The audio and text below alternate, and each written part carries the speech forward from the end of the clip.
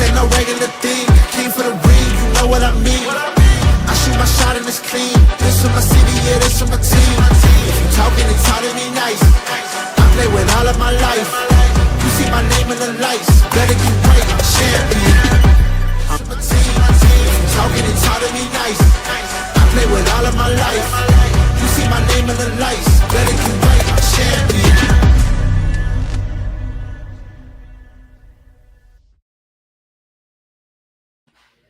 Welcome in, ladies and gentlemen, to a Thunderstruck Thursday right here on YSN Live. DJ Yoakley, Anthony Hartwig with you. Anthony, how are you doing, buddy? Doing good. We have a big show for you today, which makes me all happy and all jittered up. We got a lot of interviews that we're going to be pumping your way very soon. We're not going to waste any time. We're going to get right to it. Ladies and gentlemen, two-time state champion coach. Two-time. Steve Ward had a chance to sit down with Ty Bartell, I believe, this past week. And Ty Bartell, by the way, happy birthday. Yeah, Tuesday. Happy birthday. And had a lot to say and a lot of good stuff to say always from the head ball coach. So without further ado, ladies and gentlemen, Steve Ward, two-time state champion, Austintown Fitch, softball. What's up, everybody? Ty Bartell in with another edition of Coach's Corner. This next guy, I mean, he doesn't really need much of an introduction. He's the back-to-back defending Division I state champion, head coach of the Fitch Falcons, but he's also one of my personal friends, Mr. Stephen Ward, joining me today. Coach, how we doing? Hey, what's up, Ty? Sun is shining. Life is great. You know, we're getting some great work out on the field, and we're excited to get this going. I mean, this is some great weather. You can't ask for anything better for softball weather in terms of practices. Talking about practices and talking about the hunger that I know is in a lot of these young ladies' bellies. What is this team looking like practice season 2? What are you seeing out there on the field? You know, and just as a coach, you sit there and you look for different moments of where you see the team coming together, the team gelling, and really that happened yesterday. While we're doing a live session and we're rotating pitchers in and out, and we have our varsity lineup going against these pitchers, and you see the pitchers' confidence grow because they know who they're pitching against, and that's no easy task. Imagine having to do that every single day, going up against Kaylee, Ray, and Kylie, and Abby, and Morgan, and everybody. It's like, okay, all right, where's your confidence? But, you know, you could see the team rallying around our young pitchers. You could see the confidence and the compliments and everything going on. And I just sat back for a minute and I was like, wow, we're going to be something special this year. Yeah, let's talk about this team. Let's do a sort of meet the team segment too, and those players that are going to highlight this Falcon squad this year. Okay, well, we'll start. We'll kind of start at the catcher spot, and then we'll rotate all the way around the positions, and you know, talk about each player there. At catcher, Kylie Folkline. What amazing leadership she's shown this year. Just really just a mature athlete. Knows that, you know, she has a big future ahead of her, and she's treating every moment seriously with us, and understanding that being the catcher, she's the direct contact with our younger pitching staff, and she's doing a heck of a job. And, you know, yesterday, you know, she's just hitting them over the fence, and then she hit one, and, you know, I guess I'll skip over a spot and go to Kaylee Ray, because I thought the shot off the bat was going, and it's going up against the fence, and there's one person in the state of Ohio that I think could make the catch in the outfield, and it's Kaylee Ray. Just kind of gloves it out of nowhere, steals a double, triple. And, you know, you look at Kaylee just batting .740 as a freshman, and all-American, like nationwide all-American player in high school. And just, again, you know, the burning competition that you talk about, that begins and ends with her. She, you know, she doesn't have to warm up. That girl stays ready all the time. We could pull her right from lunch and put her in a game, and she'd just ball out. That's just the type of player that she is. Morgan Roby at third base, you know, when I'm looking back at stats, you know, I kind of look at it and I'm like, wow, where did we, you know, like maybe make a mistake or something? She's had one strikeout in 2 years, and that was a called third strike that I think she'll give you a little frowny face on in terms of what the call was. But, you know, locking down third again, you look at her, I mean, in the single digits, you count on one hand the number of errors that she's made in 2 years at third base. None last year. I mean, so you're probably down to 2 or 3 fingers now. So just, you know, so happy to have her back. You know, her personality. Oh my God, she just lights this team up. And, you know, they're already planning out different days for what we're going to do in the dugout and stuff. And I just sit back and shake my head. And then realize I'm getting old because half the stuff they say they're going to do, I just don't understand. But I'm like, okay, sounds good. Sounds good. Let's not get in trouble with the umpires this early, you know. Coming into shortstop is Alyssa Rogers right now, and she's a new one to us, but she's not new to the school or competition. She's played heavy travel ball, and she's also been a two-time regional qualifier in, I believe, both a short sprint and in the relay races. So having her come along has just been a blessing. I mean, obviously speed, power, you know, we're really excited to see what she can do out there. Going over to second base, Sammy Severin. Hey, if you're coming down to scrimmage, I saw, you know, Coach Dugan here. If you're coming down to our scrimmage Thursday, Sammy Severin is running a canned food drive for the YWCA. So bring that down if you can and donate. It'd be amazing. But you talk about a girl that just her career is littered with big hits. You know, Walsh Jesuit game 2 years in a row. She's out there hitting the ball, hitting RBIs to start the game off or start the runs off for us. So you just talk about a player that's just locked in all the time. Walking down first base, Abby Toe, just, my goodness, she gets stronger and stronger every year. When we do front toss, she's only allowed about 5 pitches because we will lose all the softballs. And I'm not talking about that they'll just go over our fence. They go over the other fence and into the road, and it just becomes a danger for everybody. So we want to keep Austintown safe. So, I mean, for her, and then Verbeling to Detroit Mercy, what a great school for her to go to. We're very excited to see her future there. Backing her up there in right field, Rachel Spalding. What an amazing basketball season her and Sam had. I mean, just flat out, that just shows the character and the athletes of both of them, especially Rachel. I saw a really strong leadership side that, you know, as you get older than your senior year, it's really coming out. And, you know, we're excited to have her. And I don't think anybody could play right field better than her. Just with the way our sunlight is, everything, she is just dead on all the time. You know, I mentioned Kayleana Ray, and, you know, wow, it's, you know, again, her speed. Our right and left fielder can go to the lines a lot more because they know they have K-Ray in center field, and she's going to get to the left and right pretty quickly.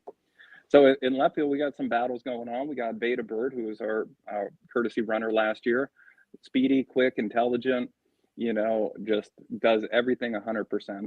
And then we have a freshman coming in, Seneca Coates, heavy travel ball player, lefty, could slap, could hit, got some power to her. Got a cannon of an arm, and it's great to see him battling it out. And it's great to see the competitiveness and, most importantly, the sportsmanship, how they treat each other. It's amazing to see them. You know, speaking of left field, I got to give a special shout out to my girl, Miana Jorge.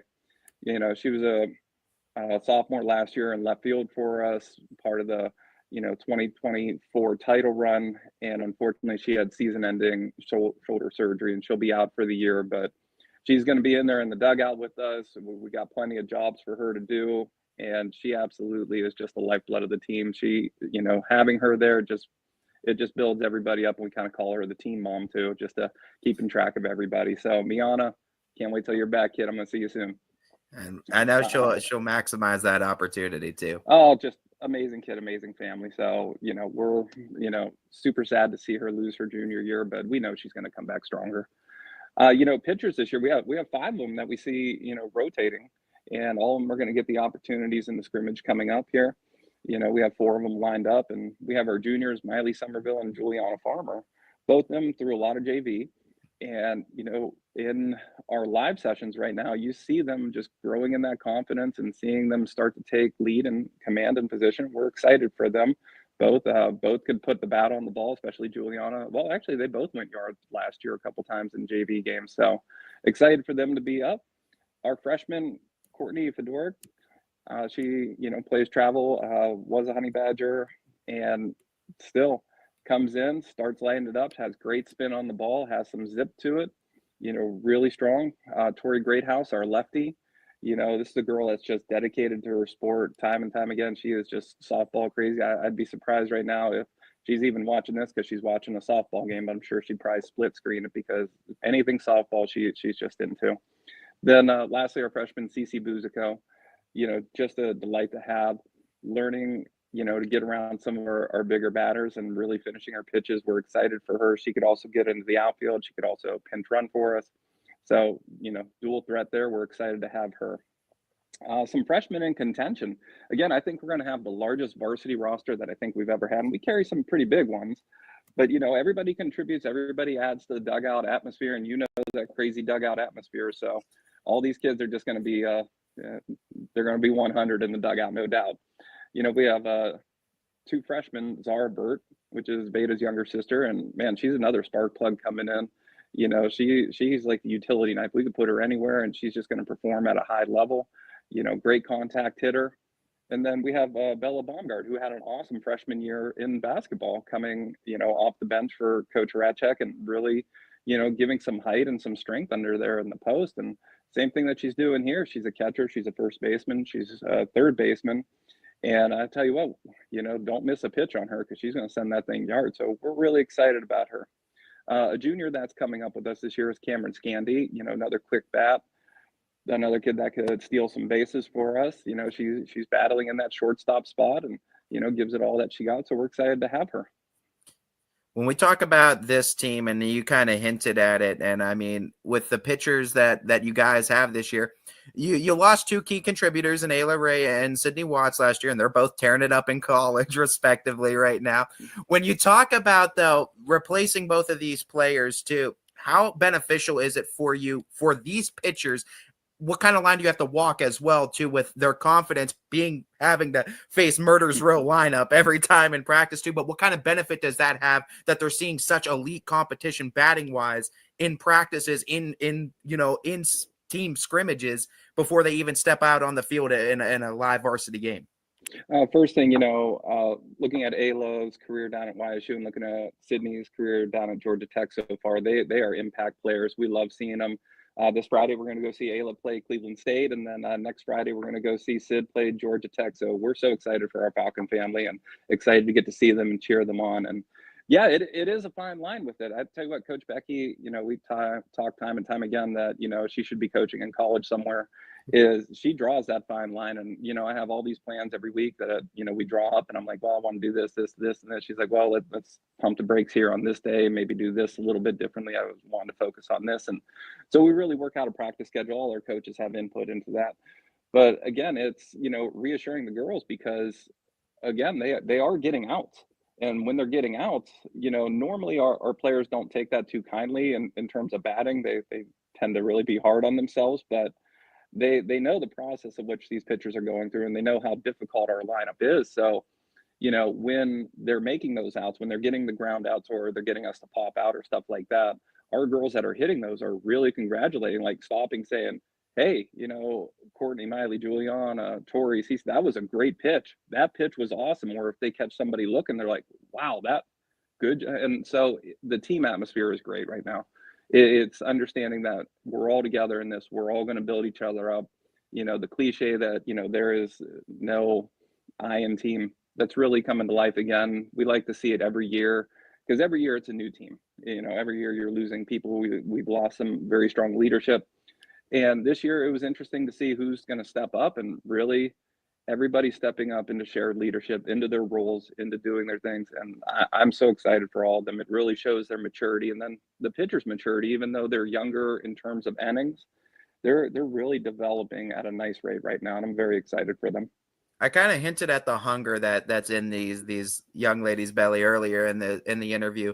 But what have you seen from a coaching perspective from this team too? I know there's inevitably going to be a lot of people talking too, saying, okay, number 5's out of the circle too. This is an opportunity. This is an opportunity to get Fitch this year.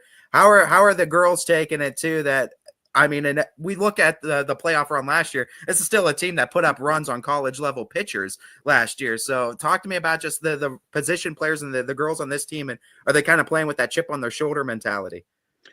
You know, they have a certain maturity about them. They know the game, they know the sport, they know what's out there, and they know what we have to do to be successful.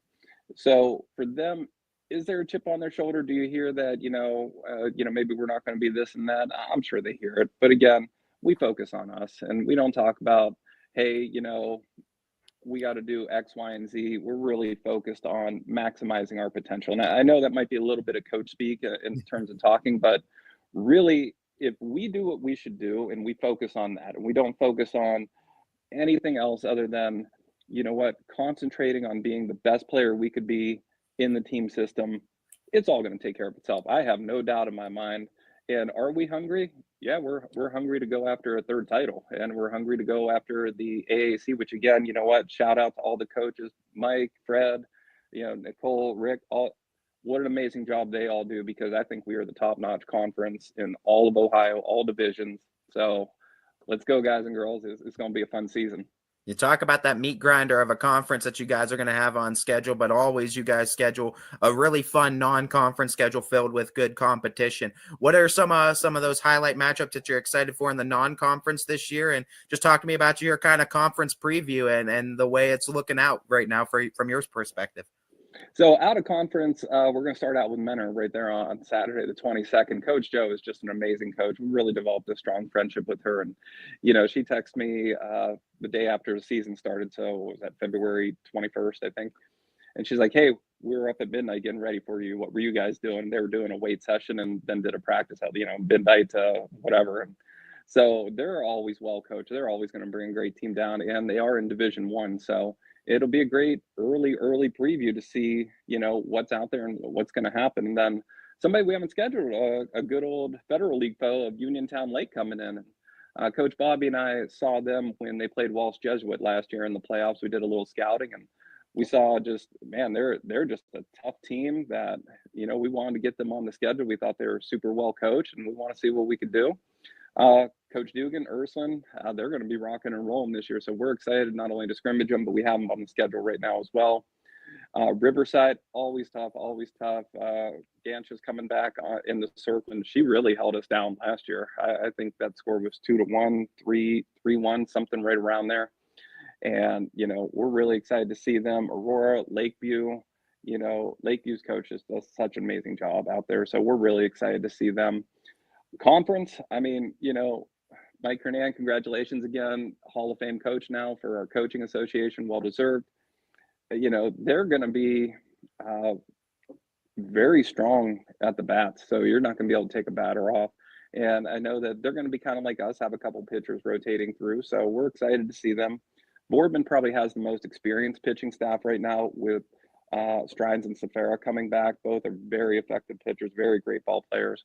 So they're going to be a tough team. And I tell you what, the young team on the block that, not really like young, because those kids have been playing high level travel ball, is Howland's team. Coach Watt has them out there. They're going to be ready to rock and roll. So don't sleep on Howland. I'm really expecting them to make a big run. And out of Warren Harding, Coach Riles there along with Czar. Czar is just a phenomenal player that could be a transformative player for your program to kind of say, hey, this is high level. Let's go. We're doing this. And so I'm really excited to see them as well. So again, top to bottom, you take a snooze, man. A girl's going to put that about 220 in left field. So, you can't take a break anywhere in this conference. I want to also give you the chance to shout out the coaching staff. I know it's often unchanged and it's usually the same coming in and year out too, but I always like giving you an opportunity to give some love to that highly touted Falcon coaching staff. Well, I love them to death. We've been together for, over a decade. And, Coach Bobby, he's definitely the player's favorite there. And just something, he just clicks with the players. They click with him. It drives me crazy, and he knows it. So I think they do it even more. But he just has the right words at the right time for them batting. And I love it. Coach Spalding mentioned her earlier, just her calm demeanor, her approach, her very methodical way that she's looking at things, to where I could call her right now and say, hey, on April 29th, what are we doing with the pitchers? And she would flip through her book and say, well, I have this mapped out that we're doing this. That's how methodical she is and how approached she is in it. Coach Fiddler got the team mom there, just always cheering each other on. Like, she is the go-to person to build people up. Like, without her, it's just not the same in the dugout. So she's away right now at state competition for DECA, which is our business group. And she took some of our players with her. I'm like, hold on, it's season. What are we doing? She's like, Coach, it's state. I'm like, hey, let's go. Let's get after it. So Morgan and a few others are down there, and wishing them the best of luck. Coach Fiddler just does an amazing job both teaching and coaching. Coach Jerry Bruff, just, coming up from JV, he's always at our varsity games, always cheering on, always offers words of wisdom, usually does infield for me if he's available. So, like, his relationship with the girls from JV on up, it's just amazing.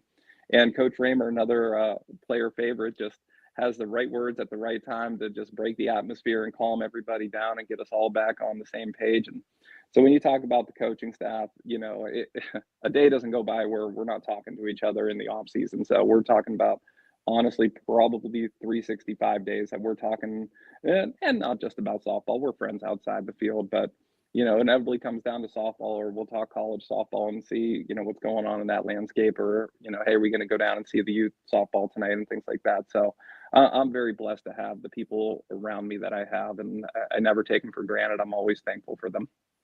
Final question for you, Coach. I want to give you the chance to just kind of describe what you see the team's identity being this year. I mean, you shouted out your first game against Mentor, this 22nd too, but also shout out the Falcon community too. They were lining the fences last year. Let them know why that you guys are going to be the show in town again this year. We're going to be explosive again, and that's where we're going to, make our bread and butter. We're going to be explosive offensively. You're going to get to see some of our defense highlighted that, in the past 8 years maybe hasn't had the chance, quite honest, to be as highlighted as we could be. And I think that we're going to be a very solid defense, a lot of fun to watch. Just going live again, seeing, Kayliana Robson, people seeing our outfielders really moving to it, cutting it off, getting to the right spots. The way our infield can move and cover ground, we're going to be an exciting team. And again, I tell you what, give these pitchers just a little bit of time to grow in their confidence. They're going to be A1. So I'm really excited. We're going to do our best we can for our community. We love our community. We love our school system. They do so much for us. They always support Falcon softball. Again, I'm blessed to be in a school system that truly loves Fitch softball, loves all the student athletes. And again, what a blessed time we're living in. We have you guys covering us. It's amazing. And I think I'm going to put you on the spot for a second, Ty. If you had to name just one moment in Fitch softball that you've been covering, what's one that comes to mind? Oh man, one I know, moment right? That one's tough because there's been so many. I don't know. I feel like the last 2 years too. I mean, the first one that comes to mind is Ayla Ray hitting a home run in state championships back-to-back years too, and just I don't know the final out of the first state championship last year and getting that major state championship, team state championship in the first time in years was big, I think, from a Falcon alum too, to be able to witness and be behind the call of that. Well, I asked you that, Todd, because we love and appreciate you so much. You know how much the girls care about you. They love seeing you down there. Like if you're even 5 minutes late, they're looking around like, hey, are you gonna text Ty? Where's Ty at? I'm like, he's coming. Don't worry about it. You and Anthony, YSN, you guys just do such an amazing job for all the athletes in the area, always shouting you guys out. It's amazing just how you put every sport on the map. DJ, just amazing vision. I'm expecting this to keep growing. So guys, all the love to you. And that's why I put you on the spot, because it's awesome having a Falcon alumni up there doing what you do and calling out these girls and showing them the recognition and love that, we all know they deserve, and you give it to them. So thank you.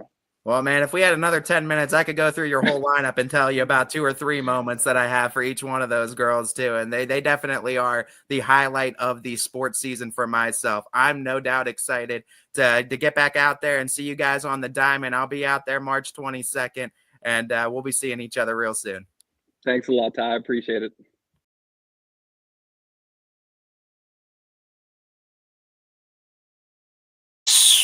There we go. So there you have it. Ty Bartel with another great interview with Steve Ward, who we know we love very, very much. And to say that there's a lot of people excited for the softball season because what Fitch brings to, what did they lose? They lost a lot. What did they gain? They gained a lot. Mm-hmm. And there's more in that pipeline coming up, Ant. And, Coach Ward pretty much stamps it that they're not going to miss a beat, or at least that's the goal. So, I trust him 100%, 100%. And I'm hoping that's not coach speak, but to replace some of the young ladies that they have to replace, that is a tough act. We can't undersell the importance of Sydney Watts and Ayla Ray to their success last year, but especially what Sid brought to the pitching, because you're not going to miss too much of a beat on the offense. They have a absolute electric lineup. They're going to be hard to pitch to. But, you know, you look at some of these games that went 2-1, 3-1, might not tilt Fitch's way this year. They could. I'm not going to try to completely undersell or disrespect the pitchers they have because they're going to pitch by committee, and they're going to have a lot of different arms they can throw at you, and that can be just as tough as one dominant pitcher. If you have, you know, someone that can come and throw a drop ball for 2 innings, and then all of a sudden the lineup has to adjust to someone that can throws up in the zone with more velocity, that can really keep a offense off balance. But I would elect to say that they're going to win a lot more games with their offense this year than they had to last year. And they won a lot of games with their offense. One of the things that makes me confident about Fitch, you look at a lot of these scores last year, there weren't a lot of pitchers duels. There were a lot of 10-0s, you know, a lot of 12-0s. People couldn't pitch to their offense, and they're going to have just as much trouble pitching to the offense this year because everyone minus Ayla Ray and Sydney Watts in that lineup is back. So you still have D1 talent and Abby Toth and Kylie Folkwine and Kayleana Ray that you have to deal with. Morgan Roby does not strike out ever. I've coached against her. I called pitches against her in the summer, had her down 2 strikes, thought this is it. You know, I called the drop curve. I thought this is it. She's going to swing at this and miss it. No, does not strike out ever. The one strikeout in 2 years. And like Coach Ward said, it was a questionable 50-50 call on the strikeout, but that's tough too. The lineup's going to be big. The lineup's going to be huge for Fitch, and they're going to have to rely on their lineup, I think, a little bit more this year than maybe they did last year, but they're still a very formidable team. Same thing with Canfield. I mean, Ty's going to have Coach Kernan talk a little bit later on today, so hopefully we'll be able to play his interview maybe next week. But Canfield's kind of in the same boat where, you know, you lose Melina Toth, who's a D1, you know, elite pitcher, of course. But you have all the offensive pieces coming right back to that team that's still going to be really hard to pitch to. So I'm excited to see how this conference kind of lines up. Well, yes. I mean, all of that. You know softball. You forgot more softball than most people will ever know, and I think that's why everybody respects your opinion. I think it's an uphill battle to replace some of the talent that we saw both Fitch and Canfield. You know, and you can sit there and you can point out obviously the keynote players that, you know, Ayla Ray and Sydney Watts. You can, you know, Melina Toth from, but there's also more players. There's more players, and that chemistry is something that you have to have. Mm-hmm. You know, we saw I don't want to say it was goofing around because it wasn't, but there was a chemistry that both of those teams had last year. That when you looked in the dugout, it didn't matter what happened. You couldn't tell if they were winning or losing. You know, in either dugout, and it was never tight. It was never, you know, if I strike out, I'm going to lose my spot, or if I make a mistake, I'm going to lose my spot in the field. We saw errors in both of those championship games by Fitch and by Canfield, and if not in the championship games leading up to it. But there was a chemistry that rallied around it, that it was too strong for the other team to get over on them. And I think that's one thing that you have to be very, very careful, very, very careful and very cognizant of, right? Because when you lose players from a team like that, you're going to have to kind of redo the chemistry. Like if you take one ingredient out of that mix, out of that recipe, it's going to taste a little different. And I think that it might be a different era for Fitch. It might be a different era for Canfield. It might be a different era for South Range, for Champion. The list goes on and on. But I think they're going to find their way. I really do. I think Coach Ward talked about the leadership on this team, and you talk about the coaches. You talk about the stability, the consistency that they have, and I think that is a big, if not massive part of how they're going to be successful yet again here in 2025. Yeah, and I think this whole conference, and we're going to segue into another coach in this conference, but so to talk about the AAC in a whole, I think Steve Ward's right. I think it's the best conference in the state of Ohio in softball, hands down. I don't doubt that for 1 second. And someone who will probably verify that right now joins us. Ladies and gentlemen, at this time, the Howland Tigers, well represented once again, and this young lady is the reason for it. Ladies and gentlemen, the head coach of the softball team, Miss Nicole Wade. Hi, Coach, how are guys. you? Thank you for having me on this beautiful sunny day in Northeast Ohio. I know. It doesn't get any better than this, Coach. You've got to be chomping at the bit to get outside with your girls. We're super excited. We were able to get a scrimmage in earlier this week. We played on our turf. We've been fortunate the last couple of years to really utilize that and get some scrimmages and some games in. Yesterday, we went out and we always do an annual field cleanup day. I think it's really important for our girls to take pride in the field that they play on. So we went yesterday, cleaned up the field, and it's being lined and bases out today, and we're practicing on the dirt today. I love that, Coach. Talk this is to go off of that. Talk about what kind of home field advantage that gives you guys to have that pride in your home field and to really feel at home in your own dugout when other teams come into town. Yeah, part of coaching for me is, teaching these girls the important things in life and teaching them, to take pride in things and have good morals and just help them make them better humans and better people to join the world someday. And that's what I take pride in part of my coaching, not necessarily just the wins and losses. Obviously, you want to win, but those things are important to me as well. So last year, I know our district really helped us over the last year or two. And also our parents are great. We have a parent who does banners for us and does pictures for us that the girls love. And we were really able to make our field look really good last year. And everybody that came to our field last year was like, wow, this field looks really great. We haven't seen it look this great in a long time. So we're super excited to get back out there this year. Yesterday, it looked really good when we were leaving. And I know that the maintenance guys went out and drug it last night. And I saw a picture of it and can't wait to get down there today. Now, obviously, there's a lot to do about where you play, but I think what I'm most impressed with, Coach, is how you teach the girls to play, the sportsmanship, the leadership that you command from your players. How did that come to you as a coach, a teacher, a professional? And how important is that on your list of things to teach these young ladies as they work to move to graduation and then onto the real world? Yeah, for me, I'm fortunate to have a really diverse staff. We're a team of a bunch of females staff.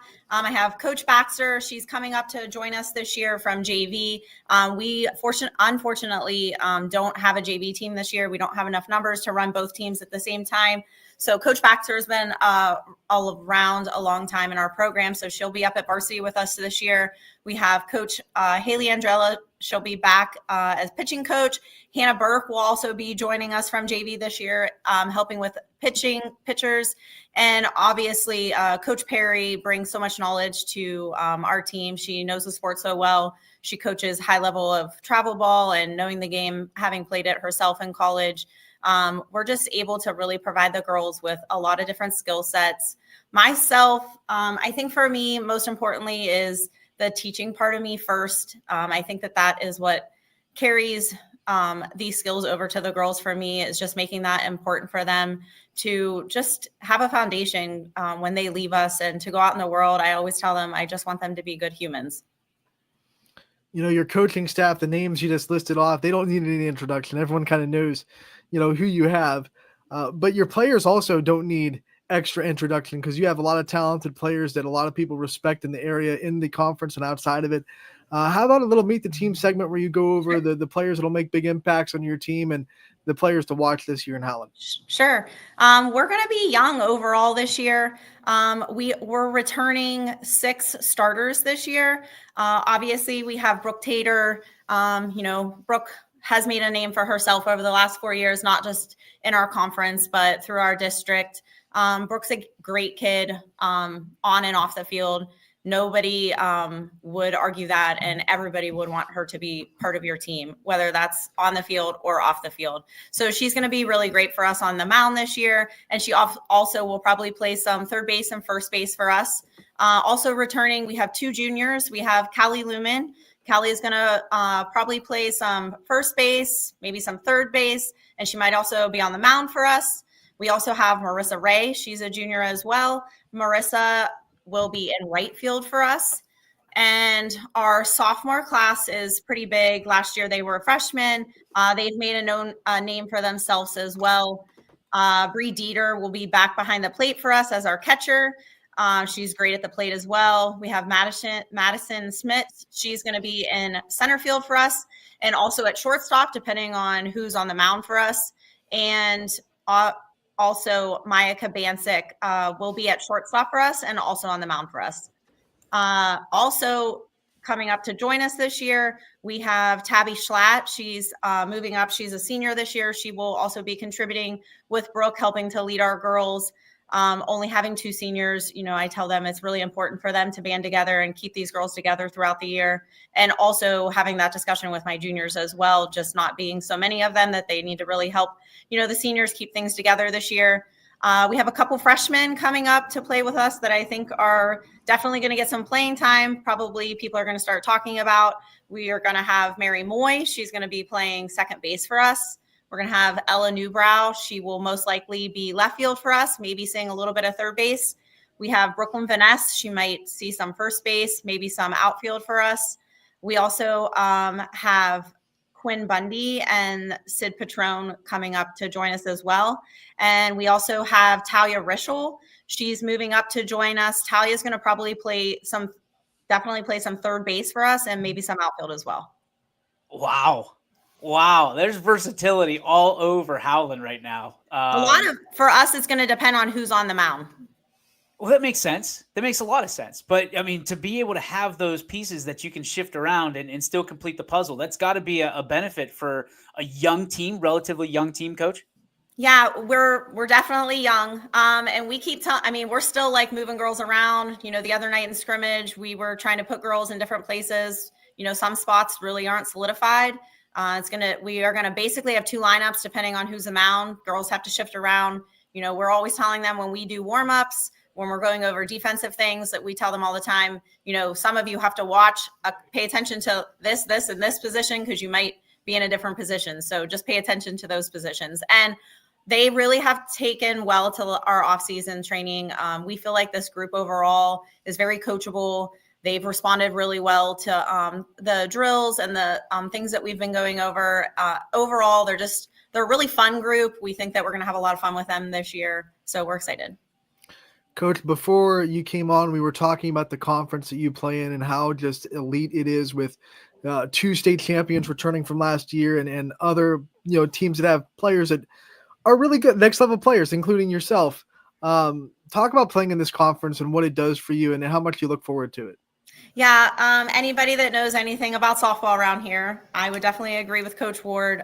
We probably have one of the toughest conferences in the state, definitely in the area. When you have 2 state champions amongst a smaller conference, it's definitely, a lot of competition. We're excited to get to playing this year in the conference. I think that everybody is going to compete well against each other. Obviously, Canfield and Fitch, we know that, they've been state teams here in the last couple of years. Boardman, I think, is going to be the one that sneaks on everybody this year. I think that they have a lot of talent all the way around this year. And, Fred does a great job out there in Boardman getting those girls ready. And Warren's been playing well the last couple of years as well. So I think that overall we're going to have a fun conference this year. And I think everybody's definitely going to want to follow it. Young teams oftentimes can put themselves behind the 8 ball from a standpoint of one loss leads to a couple losses, leads to 3 or 4. How do you keep your team kind of even keel? I mean, this is obviously they're learning on the fly a little bit. Varsity softball, varsity sports in general, it's a different animal. And it's going to come at you quick because you got about 30 days that you got to fit in 30 games. Yeah. It seems like. So how do you keep the kind of level-headedness in that dugout and on the field? Obviously, we do rely on our upper classmen to help keep those girls in check in terms of that. We talk about it in practice a lot of times when we're doing drills. We talk about like one bad throw leads to another bad throw, leads to another bad throw. And we talk about somebody needs to take control of that and get it back in line. And I think that that's what we're going to need our upperclassmen to do this year. But I'm not really that worried about it. A lot of our underclassmen play high-level travel ball, and I think they're still bringing a lot of experience. Even though they're freshmen, I think they're bringing a lot of experience to the varsity field, to the varsity play, and our sophomores as well. All of those starting 3, played every single varsity game last year, and all 3 of them play travel ball. Maya's a 3-sport athlete, so she definitely knows how to compete. Madison plays high-level travel ball, and Bree does as well. Coach, as you prepare for the season, you start to think about what your strengths are going to be and what things you really want to capitalize on and lean on this year as a roster. What do you think some of the big strengths of the Howland Tigers are going to be this year that you're going to try to capitalize on? I'm hoping that our strengths continue to be what they have been the last couple years. Brooke on the mound is, a strength for us. Brooke has, a wide range of pitches that she can throw. Brooke is able to keep her composure on the mound. She's always 100 miles an hour, so we have to keep that reined in. She's fun to watch, whether she's on the mound or at third base or at the plate. So that is going to be a strength for us. Maya was thrown pretty well in the scrimmage the other night. I think she's going to do well for us on the mound. Maya brings a lot of varsity experience to the team, not just from softball, but her other sports as well. But I think overall for us is going to be the versatility. We have a lot of players. I think they can play in a lot of different positions. Schmitz can play pretty much anywhere you put her on the field. Dieter is versatile as well. Mary Moy could play a lot of different spots. Tiger Rischel's able to. Ella. We have a lot of versatility, flexibility going on. And I also think that our offense is going to continue to be a strength for us. Naturally, there's got to be something that keeps you coming back. There's got to be something that gets you excited about this season. What are one or two things that you're really excited to see about this particular team? I'm anxious to see how this team drives together. Obviously we have 6 returning players, but we also have, so many new ones up in the mix. But I think overall I'm excited because I feel like through the off season, they just really get along well. And I'm looking forward to that as a coach, as, the person that deals with all the personalities and things that go along with coaching girls. And I just think overall that they're going to do really well together. What keeps me coming back, I think, is the small things throughout the year and even the off season. I'm fortunate and unfortunate to be in the building with my girls, but overall it's positive to be in the building with them because if they need something, I'm here. But when they come to me and tell me, thanks coach for this, give me a hug, just saying thanks for being there. Those are the things that make me come back. Coach, my last question for you is just what are some things that you have been taught by your girls? You talked about earlier how much you like to teach and how much that part of coaching really you enjoy. But I'm sure you've learned a lot from this group and you've learned a lot about yourself and coaching from the players that you coach. So what are some things that you think you've learned from your players in return? The girls, especially the girls play high-level travel ball. They know a lot of things about the sport. And the thing, I'm always open to them at practice. Brooke a lot of times will say, hey, coach, do you care if I say this to them? Or maybe like Schmitz or Dieter or somebody like that will say, hey, do you care if, hey, this, do this, maybe that. And I'm totally open for that. This is their team too. And it's not a dictatorship. I am at the helm and, the captain of the ship, but it's their team as well. So I really like when they want to get involved, and I've learned to let them take that role as well. And that I think that it helps teach them ownership as well. Coach, we can't thank you enough for stopping by, taking time out of your busy day and educating young minds to hang out with a couple of idiots that like sports. I love you idiots. Can't wait to see you at our games. Yes. We're in the same boat. Thank you so much for stopping by. We can't wait to see the Howland Tigers take the field very, very shortly. Yes. We are opening up in Tennessee this year. I forgot to mention that. We're taking a trip. We haven't traveled in 10 years. So baseball and softball are headed down to Pigeon Forge on the 26th. So we're both opening up our seasons down there, and the kids are all really excited. We've put a lot of work into this trip, so we're super excited too. I mean, anytime you travel, there's that bond that seals that team together. So we hope we see that from the Howland Tigers as well. Coach, thank you so much. Good luck to you. We can't wait. Thank you so much. Appreciate it. See you guys soon. Thank you. Ladies and gentlemen, Nicole Waite. There she goes. I clicked the wrong button. Sorry, Coach. Appreciate you. Man, and the AAC, I am ready to go. It's nuts, man. And after Kernan gets interviewed a little bit later on today, we'll have all 4 of the coaches that we cover inside the AAC and softball ready to go, previewed. It's it's a ridiculous conference. It really is. When you talk to players, if you put an AAC All-Star team together, they'd probably win state 4 years in a row with the players they have. If you put them all on the same team, there's no one in the state that would probably be able to beat them. I mean, that's tough. I mean, we were literally just alluding to it coming off the Steve interview. Then you've got Nicole.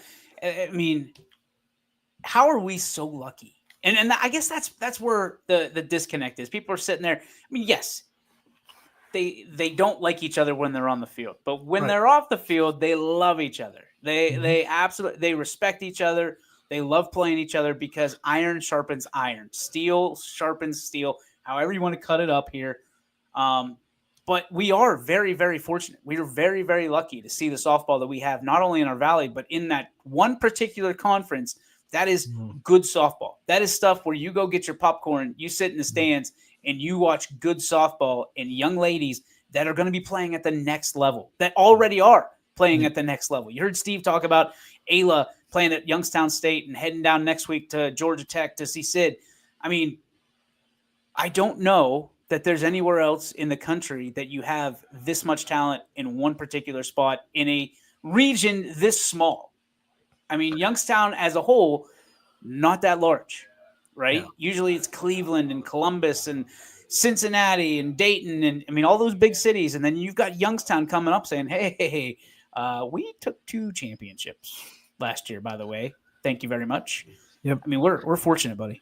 And one of the things I noticed last year when the OHSA gave us those programs at the state tournament in softball, they had the state of Ohio mapped, and they had every state championship with a dot on it. And there were only, out of like 12 or 13 teams that have won multiple state championships, there were only 2 programs outside of the Northeast quadrant of the state of Ohio that have won multiple state championships. So when you talk softball, you talk Northeast Ohio, it's it. That's it. I mean, we have literally the 2 most successful programs in the whole state ever, both in Northeast Ohio, and Talmadge and Champion. And then you just go through all the other success we've had in the quadrant in the state. It's ridiculous. It's really it's something else. And you look at the other. I mean, the comparable sport is baseball. When you're talking about softball, we got some dogs there too. I mean, we have some absolute dogs. You saw what. The state championship that South Range was able to bring in 2018, literally out of nowhere, right? West Branch last year. Yeah, West Branch. I was done. Yeah, I mean, and we're always hanging in that conversation. We've seen, and not just that, the championships that we bring in, but the championships that we don't bring in, and the kids that we send on to the next level. I mean, look at that Canfield team alone from a couple years ago. Yep. Ben Slanker. Landon Beidelshees. What AJ Havrilla's doing right AJ now. Havrilla, the hottest hitter in entire D1 now. You can go on. And Nate Shaw also. I mean, you think about that one particular team. And, oh, by the way, there was a team in Niles that knocked that team off that are sitting there, and they're going to, for the next 30 years, they're going to say, you remember when we knocked those guys off? Right. That was one of the all-time – and Gary Niddle's probably sitting there just shaking his head. Cursing your name right now. DJ, you sack of subs. But I mean, honestly, like as much as it was a surprise, a shock, that was one of those moments where you're like, oh my gosh. And probably they were too. That was their moment, in Niles to have that. And they'll always have it. But you look at the amount and the talent that we have here in Diamond Sports is incredible to me. And I don't think people appreciate it enough. And the one thing, and you and I have had this conversation, people come up to us and they talk about football, number one, right? And the talent that we have in football, and we do. But we send more players to college playing baseball and softball than any other sport. It's not even close. No, it's not. Not even close. And people say, I mean, we had Squeak on yesterday. I mean, that's going to be a D1 guy. His brother, D1 guy. But we are filling up D2, D3, D1 rosters all over the country because of the talent that we have on the diamond. And that is something that parents should sit there and go, okay, here's a carrot for us. Here's where, because we don't do that. It's always, literally always basketball, volleyball, softball, Right. football, basketball, baseball.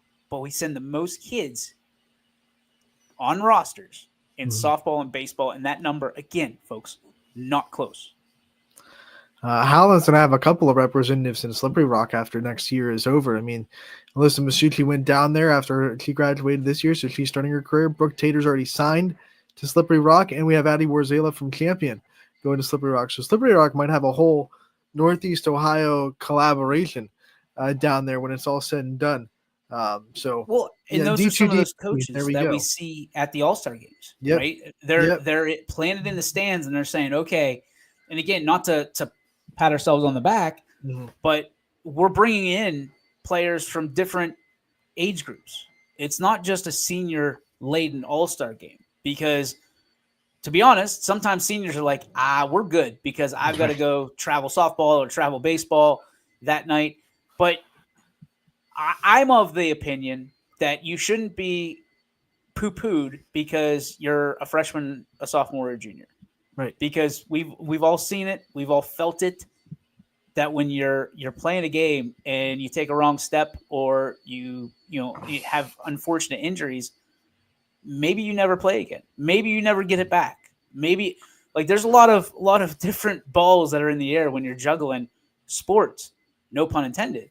But it's one of those things where I don't think you should be flushed just because you're a freshman, a sophomore, or junior. I think there's the ability to be and shine in those games, playing the best of the best.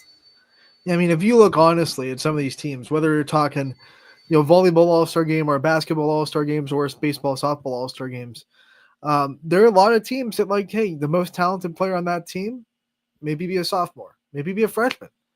And to say that they can't be at the All-Star game because they're just not old enough, I think would be silly. It would demote the All-Star game. It would demote the level of play that you'll see at the All-Star game. And I think it would kind of be silly to just, throw them away because they're not a junior or senior. It's kind of wild to me. It's not an All-Star game. It's a senior classic. Right. If you do that. And and if you have that, that's cool. Great. But it should be marketed as marketed. There, I was going to say sold as such, but marketed is such a better word, a cleaner word to have, and not to. Yeah, see, juggling balls. Yep, that's a real thing. I didn't make that one up. That'll be a meme. I wish I had something to juggle on my desk. I certainly don't have any balls to juggle here. Nope. I'm not doing softballs. That would be dangerous. Which leads us into the All-Star game for basketball. Perfect segue that we completely butchered. We are going to be holding a YSN All-Star game on the 22nd of March, which is next Saturday. Not this Saturday. Nope. Not 2 days. Next Saturday, Borman High School, 5 p.m. Girls will tip off. Then we will have a 3-point contest, girls, 3-point contest, boys, 3-2-1 contest, girls, and a slam dunk competition, boys, followed by the main event of the evening, the boys All-Star game. But I think that's skills competition. Last year, the skills competition went off. Like that was the place to be. I don't think it's going to be much different this year, pal. I really don't. I think there's an excitement around this skills competition that is unequaled. It's unrivaled. There's a lot of dunkers that are starting to say, yes, we got some more today. We're excited. And then next week, we're going to have the draft too. We got to spin that wheel, the wheel of destiny. Yeah, we might have to speed that up. That might be a Monday night thing. Yeah. Because these coaches are pretty angry at us because they're like, hey, we got to get these uniforms to these kids. I get it. I'm sorry. It is coming quick. There's a lot going on, believe it or not. So we will tell you when the draft is going to happen. I'd like to have it Sunday or Monday. Which works better for you there, Mr. Hartwig? I would say Monday night. Let's just go for it. Monday Night Raw. We'll have all the rosters locked down by Sunday. That'll be our closing date. Yeah. It'll be So shut if and closed lockdown. that's the big thing, we want to make sure everybody knows, if you feel like you're an all-star and you haven't been contacted, check with your athletic director. We still have quite a few that are out. That we have now. Tomorrow's the official drop dead date for the first wave for all-stars. We will then work on replenishing the list. Right. So, for instance, if you're from X school and your player declined it, can't play in it, whatever, we will be reaching out for the replacement player for the all-star game. Not that you're not an all-star, but there's the tiebreakers that we have to go through, and then we'll reach out, and then potentially then you're on the all-star team. So be ready for that. That will be throughout the weekend. We will be reaching out via Instagram, and social media, Twitter, all that stuff. So it's going to be fast and furious. So be ready. If your number's called for that, because it is quick, and then everybody's like, hey, I want to get my graphic up. We're working on those too. We're cutting through those as quick as we can, because it is, again, it's a process. It's an absolute process. But the 22nd of March, check-in is at 4 p.m. You can, even if you're in part of the boys game, you can check in then. Tickets are $5. $5. Last year they were $10. Why are we in a recession? Perhaps. Why are we going backwards? Well, here's why. Number one, the money goes to a good cause. It's going to the Rich Center for Autism over at Youngstown State, which we believe in. Huge organization that we believe in, and so many do. But it's also a scenario where people were mad last year because we were charging $10 and they were only sticking around for one game. So here's my plea, if you will. If you are going, like, we're only charging $5, but if you're going to be around for both games, maybe drop a 10 on it, because we're not keeping it. We're sending it right to the Rich Center for Autism. Not to make you feel bad or lose sleep at night, but it costs money to put this game on, and obviously we want to put on a nice show, and we're getting 280 t-shirts that we'll be giving away to the players and all kinds of stuff. If you're not going to drop a 10, at least buy a shirt. And we're going to have 4 different colors as I understand it right now. So we'll have, it's the color that I don't know this, but I'm guessing this is the color of it's the color of the Rich Center. I believe these are the colors that are involved in the autism red, blue, green, puzzle. And yellow, if I'm not mistaken. Red, blue, green, and yellow. Those are the colors that we have, and it'll have a motivational quote on the back, and then YSN on the front. All-Star game. So the players will get that for participating as a what's the word I'm looking for? Favor. Yeah, so they don't have to worry about it. So if you're looking to buy one for your kid, you can do that, but they also have one that's given to them. They will play in their jerseys of their high schools. It'll either be home, which is the white jersey, or the away jersey, which is whatever color you want to bring outside of. Not white. Not white. Anything but. It's the only sport where we care which uniform you wear.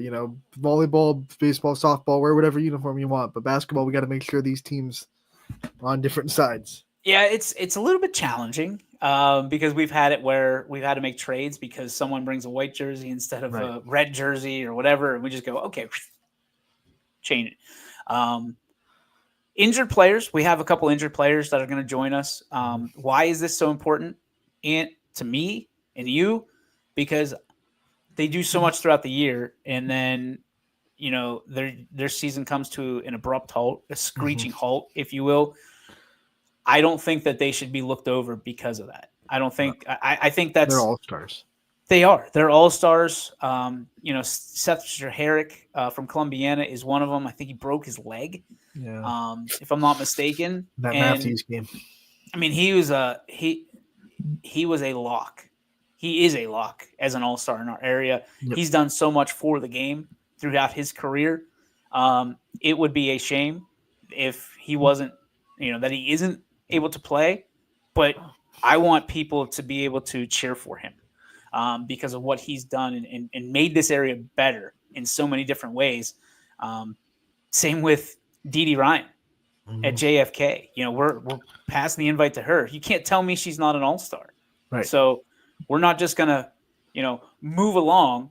JFK, as I understand, will have representation. We're working through that right now. Yep. I just got the confirmation this morning from Gianna. So Pomp will Gianna be there. Pompilia is part of the YSN All-Star Game. Graphic that's coming better than a soon. graphic. Graphic coming soon.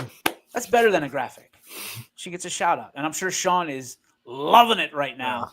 But I mean, again, some teams have more than one All-Star.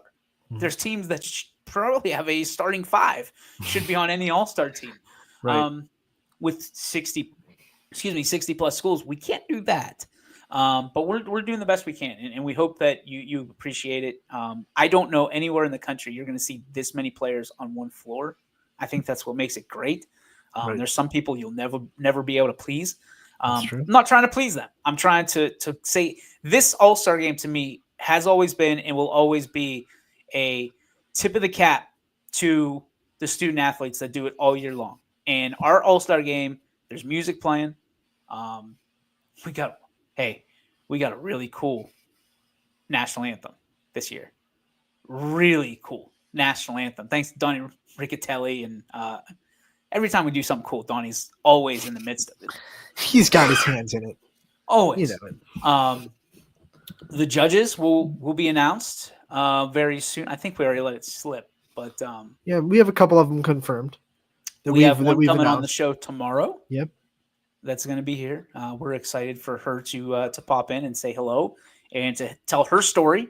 We'll let you know at the end of the show, which we're stalling for right now because Clarence Andre is coming on at 1:15, the head coach of the East Palestine Bulldogs softball team, and a guy right here, forever in my heart. That guy. I mean, I was just a puppy when I met Clarence Andre, and he and I connected because of our love of baseball. So to finally get my interview with Coach Andre, can't wait. He's going to tell you how terrible of a kid I was. Terrible of a student. Terrible student. Couldn't stay awake. I was always awake. I was always that guy that was trying to crack Always jokes. disruptive. There it is. That's on the girls one. in class. There's my family's listening, Anthony. But I was doing that. Before we get totally off of basketball, once again, good luck to Louisville. They're going to be playing in the state semifinals on Sunday. And then if they win, which I think they will, we're going to be rooting for them hard.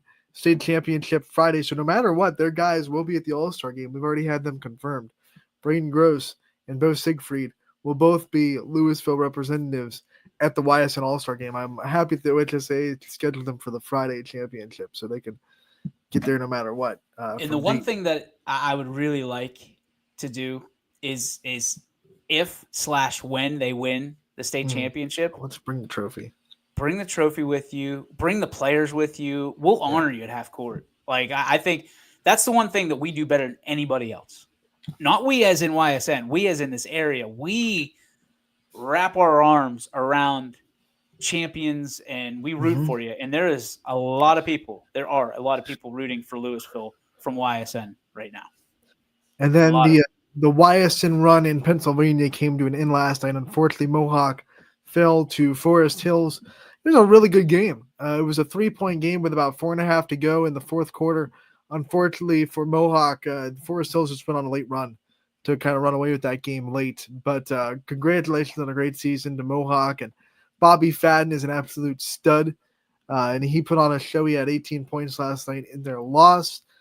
Beaver fell on Tuesday as well. But we also have an absolute, one of the best players in YSN on Beaver and Brady Mayo. So both those teams, congratulations on a great season. And we can't wait to see you back next year.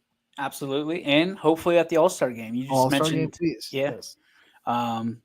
We want to get Bobby at the All-Star game. That's their nominee. So hopefully they get back to us. I know they've been busy. You got some, and we try to really pump the brakes because we know we're the last thing on the list. But Steve wants to know about when we're going to have a YSN football game. That's tough. That's tough. there's liability in those football games. There's a lot of hoops to jump through with those, so probably not on the horizon. We will And then continue to take it into You consideration. also got to think like, when would you have it? Would you have it the summer before the season, right? There's probably be where you'd have to have it, I don't like that at all. and then like Just imagine somebody you blowing can't out have their it after hamstring. you can't have it after the season in December. Well, You no, you'd could. have to have it in the summer, like the Yeah, way they do the right. North-South game. Well, the North-South games in April, but like the Quad County game. I always want to say Penn, Quad Ohio City. game, right? When's Penn, Ohio game. Ohio? Yeah, that's in June. So you'd have to do one of those. It'd be tough. And I don't like those. They do a great job with it. I don't like them because the kids are half checked out. And if you've ever talked to anybody from those games, they're going to tell you the same thing. The kids are half checked out. Right. The playbooks are half baked because you have a week essentially to get the playbook and get it installed. I will tell you that if we do, and this is probably when we do football, it's going to be a flag football tournament. Yeah, like a skills competition kind of thing too. Like, there's nothing wrong with taking some cues from the NFL and trying to have a fun kind of spotlight for these kids to come and shine their athleticism, their skill in a way that's not going to, hurt them. I don't want to embarrass the game. I mean, there's Right. a lot of people that love football because it's football. I don't want to turn it into the Pro Bowl. We certainly don't want anybody getting hurt, but we also don't want anybody, slacking off and then someone goes, you know what? I've had enough and takes. It's a dance. It's a dance, and you got to do that dance, but it's a lot easier to do that dance in other sports, man. Yeah. It's a lot easier. Unlike every other sport that we do an all-star game for, volleyball's on that line, but basketball and baseball and softball is almost a pickup sport. You can get on the field or court and just play. Volleyball, you have to work a little bit of a rhythm with your setter, which, we give the teams a half an hour each on the floor to do that. That's fine. Football, like you said, you have to spend a week getting at least some sort of a playbook in. It's not a pickup sport. You can't just go and play a pickup football game and have you can, but have it resemble football and be safe too at the same time. Like, it'd be really hard. Rob's asking about 7-on-7. That's one that potentially could be, but then again, you're taking out linemen. So Right. I don't know. How about Scott Resitar every day? Go YSN. Oh, which brings me, as Steve Hemberger says, Coach Armini. That's dirty. Steve, That's dirty. That's dirty. And I will listen. I'm going to make him do push-ups every day for the rest of his life until he realizes that John Armini, Coach Armini, will crumble to the hands of Zaire Yokley. It will happen one day, and we will be right here to report it. Coach Armini is my arch nemesis on the flag football field. Arch Nemi. I do want to I want to bring to everybody's attention that I was really geeked up today. Big day, right? We have our interviews. Got Coach Andre coming on in about 5 minutes. At noon today, Pat McAfee, big night was tickets went on sale, and it sold out in less than 5 minutes. I didn't have a chance in hell to get those tickets and do what we did. While I was doing my happy introduction, people were just buying tickets, just throwing money. I go back whenever Coach Ward goes on, a little behind the curtain. They're sold out, dude. I am bummed right You're gonna have to fleece them now. I'm really disappointed because Scott Resitar wanted to go. There was a bunch of, Jeremy Atkins Hill. We were gonna get a nice little group. I was gonna buy a bunch of tickets. Nothing. Hey, Pat McAfee, good for you. One of my absolute heroes. I wonder how many spots they sold. How many spots they sold out in that amount of time. We talking 60,000 tickets sold in 5 minutes? That's ridiculous. I don't know if it was 60,000. I don't think it was. I think it was 18 or something like that.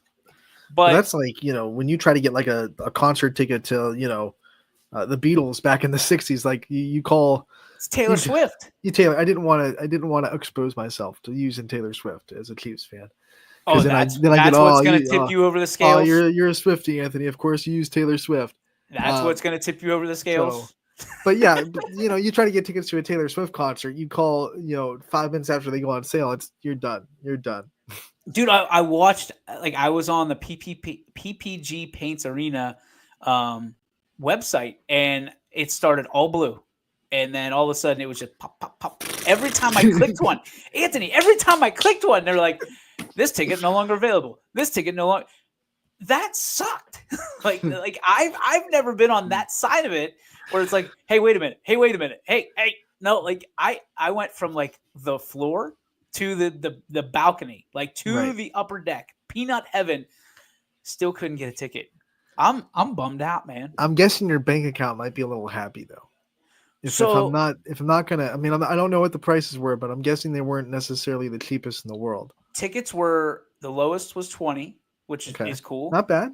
The highest was 95. That's not terrible at all. No, and I'm like, Never to mind. see a guy, and everybody, like, we want to be the Pat McAfee show. Like, we want to do that, what he does on the national stage. We want to do for this region. There's a lot of tongue in cheek. There's a lot of, we take that and it's an homage to what they do, because I think they do it better than anybody else. I think they have a different way of going about it. I think we can be serious. We can button things up, but we can also kind of you can let your hair down a little bit. I try to. There's not much there, but we let her down. I'm losing it quick, so we're both going to be in the same boat in a couple of years. So I swear to God, if you cut your hair off and you go with a beard, I'm going to beat you up. I'm going to be, I got the beard going, but you're going to have to be like clean shaven or something, or a little stubble. I don't know. Don't take my look, Anthony. Don't take it. Don't take it. But yeah, that bummed me out. But tonight, ladies and gentlemen, tonight I get a pinch me moment. Pinch me moment. Carlos Baerga. oh, I get to sit down with Carlos Baerga a little bit. I'm going to try to convince him to do an interview with us. But we have Jim Davis and the whole crew over there for the Austin Town fireworks stuff that they do, like around the 4th of July. We were there last year. We're going to be raising money for that. Carlos Baerga, a night with Carlos Baerga is on Tuesday. So tickets are available. So if you haven't already got your tickets, check it out. I'm going to be emceeing that. Looking forward. Like, again, 10-year-old DJ Yoakley is freaking out because, like, that was him and Lofton and Bell and Omar. Those were my guys. Yeah. Like, that was what really pushed me over the edge in baseball. Were watching the Indians in 95 because, man, the Pirates, they broke my heart, man. Nothing to watch there. Broke my heart. I still have the balls, the baseballs from Burger King from like the 95 Oral Hershiser. Yeah. So to be able to talk to, and we've already interviewed Carlos Baerga, and I'm still like, is this real? Like, we were out of pocket a little bit. We were in Austin Town. We were at Hollywood Gaming when we did it, and I couldn't. But I'm sitting there next to Carlos Baerga, and I'm like, what is happening in my life right now that this is going? So I'm excited. Hopefully we can do one of these with Carlos, because it'd be cool to talk to him, pick his brain a little bit prior to the big event on Tuesday. So if you need more information on that, please send us a message and I can get you lined up for tickets on Tuesday. So that's that was the team. That was the team. And they ran up against a buzzsaw in the Atlanta Braves. But goodness gracious. Ladies and gentlemen, at this time, we welcome in a guy that is, and I think I'm looking down. I see a little twofer down there, maybe, but a guy that is so special to me, guy that is near and dear to my heart, because when I was just a puppy, in the mean streets of East Palestine. This guy kind of wrapped his wing around me, talked baseball with me in school, which to that point nobody did, and just the entire time let me know that it's going to be okay. And I think this is the first time we've ever got to sit down with him, he and Anthony, I know you've been able to do it, but ladies and gentlemen, this time we bring in Mr. Coach Clarence Andre. Coach, how are you? I'm doing good. Thanks for having me, DJ. Good to see you. And we got Taylor Foster as well. That's why I had to bring backup. And to bring backup. Hey, that's one of the first things you ever taught me. You always bring backup, and you did it. Thank you. I appreciate you. Taylor, welcome. Thank you for having me. You guys are wonderful. Coach, you've been doing this, for so long from a coaching standpoint. This year, 2025, going to be a little bit different for you for a multitude of reasons. What keeps you coming back? And I guess kind of pull it back a little bit further the curtain. What got you started in coaching? Well, just like you, DJ, when I sat in school and study hall a lot of times, I'd rather be doing anything else. Baseball was the sport I loved the most growing up, even though I ended up playing football. So my love of the game, and I started coaching baseball right out of high school. I was coaching Pony League, and then I went into Class B. So it's been 30 years coaching. And what led me to softball? I have 3 daughters, and it was just a natural transition. So, and what keeps me going now, I have my daughter Kennedy's a sophomore, and the Foster girls, I've coached them forever. So just watching these guys grow up and want to see them make it through their senior year, and maybe we'll just keep going with it. Yeah, when you talk about, coming back and one of the things that you learn real quick and when you keep coming back is the game changes every year. There seems to be growth in softball every year. Things are new, strategies change, teams get better. How have you kind of handled navigating all the changes over the years and trying to keep with the times? Well, I think for our program, the main thing we're trying to do is build our numbers back up. Our youth program's been down a little bit. So we're working right now. My wife and I are trying to put together a little program so we can get some of the youth kids out with our high school girls, try to, spread our knowledge and our love of the game, try to build those numbers back up. As far as our high school team goes, we're just pushing off-season stuff, open gyms. We've had a good turnout, and Coach Dempster and the football team has invited all of our athletes to join his weight program. So we've got a few girls going to that every day. So it's just those are little things just to build our program. Taylor, how have things changed for you? I mean, you've seen, this program from, the time that you were a puppy and now you're the full-size Bulldog. How have you seen the program change and how have you been how do you feel you've been an integral part of it? I think this year I'm definitely most excited for my senior year. I'm really excited for this group of girls. We've definitely grown a lot as a team. Me and my sister, we started out as freshmen, like playing varsity and everything. So it's definitely tough getting into that, but we started leading the offense, and I think it's going to be a good year. Yeah, Taylor, when you think about, all the things that you've learned over the years, what do you think you're taking the most into this year as far as experience and lessons along the way? I think patience is a big thing. Definitely this year, I think it's going to be more beneficial having patience in the earlier years, learning from your mistakes. You just have to give it time. Coach, Taylor mentioned patience. I mean, it takes a lot of patience, when things aren't going your way. For you, you're looking to rebound off of last season. How do you kind of put one step in front of the next as you continue to build this program up? I think one of the things, if we go back 2 years, we struggled. We won 5 games. Last year, we won 10 games. We were 500 in our league. We played for a sectional championship, came up just short, but it was a good game. We lost 3 seniors who started, I think, a total of 230 games. So we lost a lot, but I have Taylor and Maddie coming back. They'll be 4-year starters. I have Cammie Kreidler coming back. She's a 3-year starter. So what we're doing is we're taking the experience. We had a lot of freshmen that were thrown into the mix last year.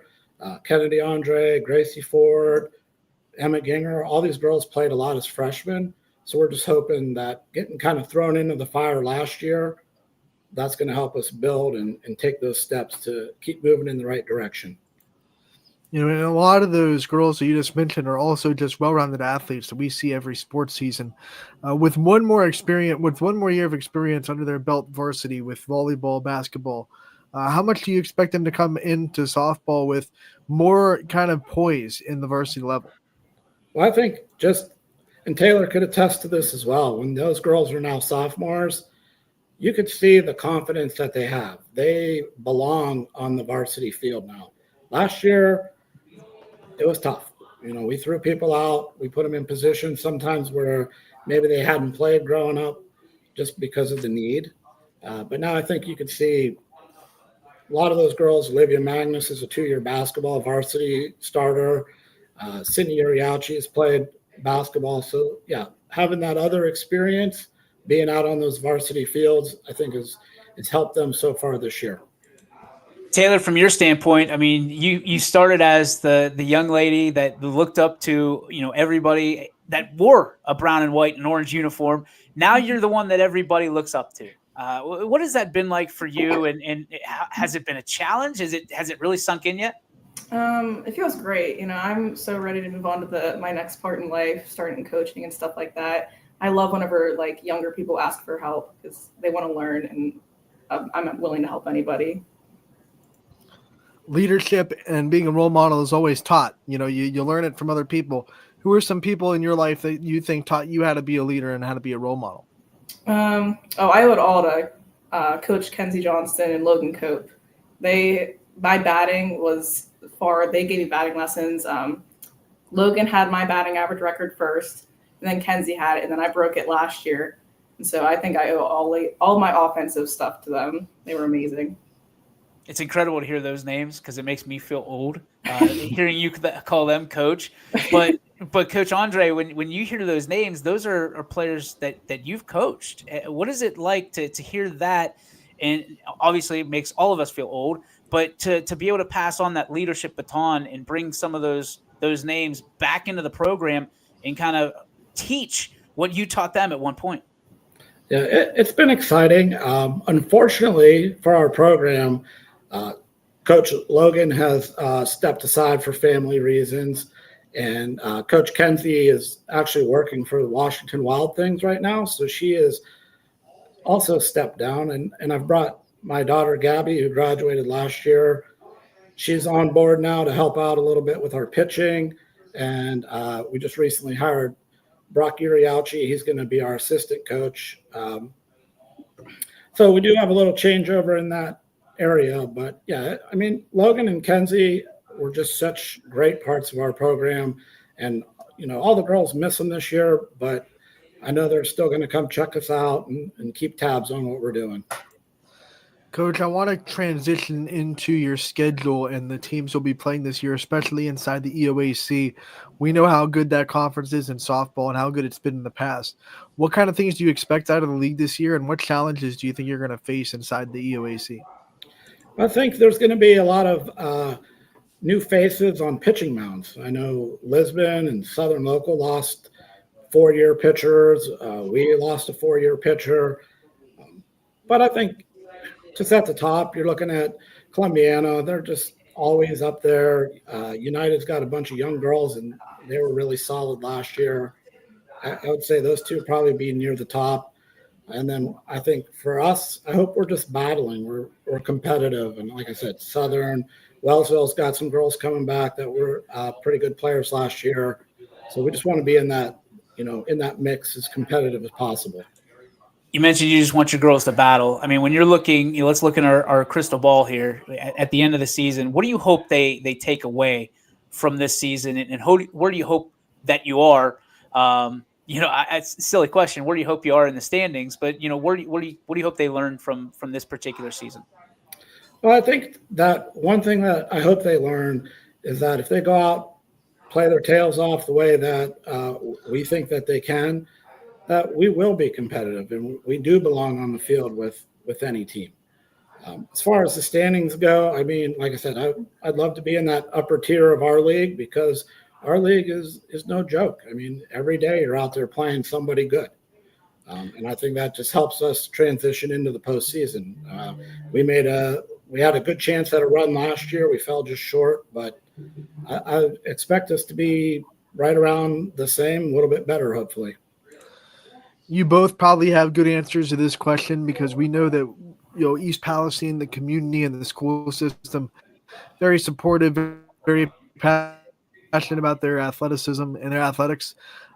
What makes East Palestine feel like home to you? What makes you feel like you're at home when you get to put on that brown and orange and represent the Bulldogs? Go ahead, Taylor. I mean, I love the small town atmosphere. Everybody knows everybody. So whenever we go out, I'm proud to play as a Bulldog. It's gonna be good year. I just enjoy the same type of thing. Like we'll have fans there that are just neighbors. They have no connection to any sport, and they come support everything, whether it's football, basketball, volleyball, and that is something to take pride in. And our girls learn that up through the years. Like I think Taylor said, she's proud to put that uniform on, and she's passing that on to our younger kids right now. All right, I'm going to put Taylor on the spot, but Coach, I'm going to put you on the spot first. Your coaching style, who kind of led the way for you? Who do you embody whenever you feel like you take that diamond? Well, I try to remain calm at all times, DJ, and then it never works. I have gone to the pitcher's mound to just stand there and wait for an umpire to come talk to me so I can yell at him.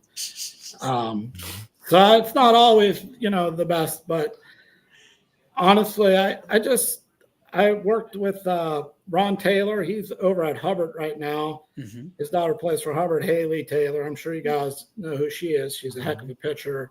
I came up coaching in Class B with Ron. We grew up next to each other, and I learned a lot from him, even though we're the same age. But just he was always, he had that good coaching demeanor. And I feel like most of the time I manage to keep it together. Taylor, how about you? I definitely do better whenever I have someone criticizing me. I'd rather someone yell at me and tell me what I'm doing wrong than someone that's going to sit there and not say a single word. I grew up with Coach Kevin McKinstry, so I've got that. Well, inside, I don't know if it's an inside joke. Everybody knows Kevin, but I mean, as soon as you said that name, okay, now I get it. Understood. Ant, you got anything left? Just make sure you remember that, Coach, and that when you're yelling at her next time that she asked for it, she wants that kind of coaching style. My last question, we've been asking a couple of coaches this, and we want to know spirit animals. We want to know what animal in the animal kingdom embodies kind of what you bring to the table. Coach, you have any kind of animal you think you can throw out that you think you bring out the most of? That's a tough one, but honestly, I would like to say that whatever animal is kind of like a quiet, kind of sneaks up on you, maybe I grew up in Springfield, so I'll pick a tiger for sure, but I don't think Bigfoot's real. I'd pick Bigfoot. But I'd say tiger. Oh, Taylor, who's your spirit animal? Hopefully something fast, because I'm not very fast. So probably like a cheetah. Cheetah. Extra. That fits. On those bases. That's perfect. So a couple of dogs just picked two cats. I know, man. I don't like where this is headed. Whoa. But we appreciate you both. Best of luck this year. We'll be watching East Palestine, always near and dear to our heart. That's where it all began.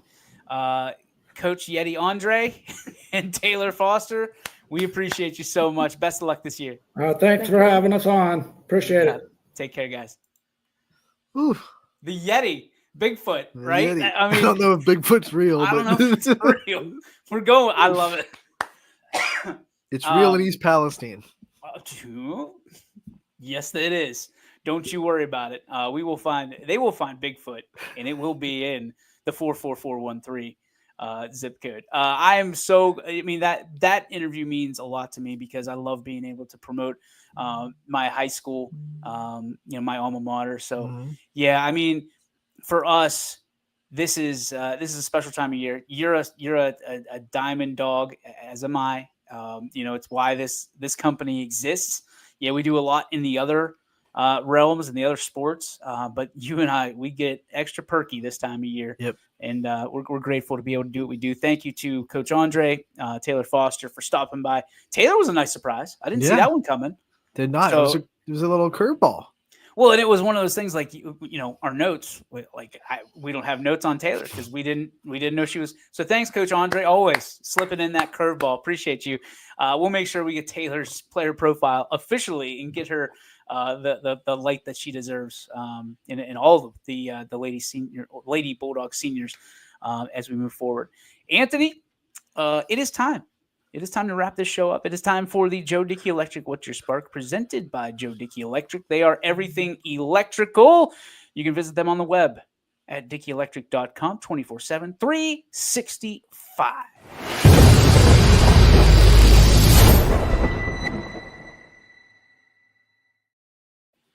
All right, pal, what's your spark? My spark last night, I had a fun night. Georgia Tech softball walk-off 2-run home run against Auburn. Loved it. The call was great. I'll remember it forever. And that really got me amped up last night. I had some energy late in the night. When we had a walk-off home run, I'm like, there we go. And it got me through the rest of the evening and into the morning. So, What time did you fall asleep last night then? Huh? What time did you fall asleep? I'm earlier now. That hospital moved my sleep schedule around because it's impossible to sleep in that hospital. I tell you that. But probably like 12:30, 1 o'clock. Attaboy. Hey, way to be an adult. I know. appreciate you. That Mountain Dew, no Mountain Dew is affecting That probably you as helps well. too. Yeah, you're not up till 3:30, 4:30 in the morning. See, agua, Water. la agua. My spark is man, we're still playing hoops. Louisville's still out there, still balling. And we still have the All-Star games. As much as I want to turn that page and get spring completely on the schedule to push that sun up in the sky one more day for basketball, hey, man, I'm here for it. So congratulations to Louisville. We're all rooting for you. And naturally, congratulations to all of our All-Stars. Don't forget, deadline's tomorrow. To say yes, and then we're moving on to the next round of All-Stars to fill up the roster. So make sure you're asking your athletic director if you haven't been contacted already. Ask them if they got a letter, and you can always reach out, and we'll tell you exactly who we have on our roster as it stands right now. Final thoughts, Anthony? Let's go. I'm ready for it. Everything that's coming up. Special thank you to our friends at Greenwood Chevrolet, who always go the extra mile for you, and also our friends at Toyota of Warren, who continuously support us in every facet there is on YSN. And we have that sweet-looking Tundra that I get to drive around on a daily basis, and I'm so grateful for. And it's all because of you. You make all of this possible, so we hope you had a good time. We hope we made you laugh, made you smile today, and we'll try to do it and do better tomorrow. Pat McAfee Big Night Out, sold out. That sucks. But we are going to do better tomorrow to be happier because it's Friday. We'll see you then right here on YSN Live.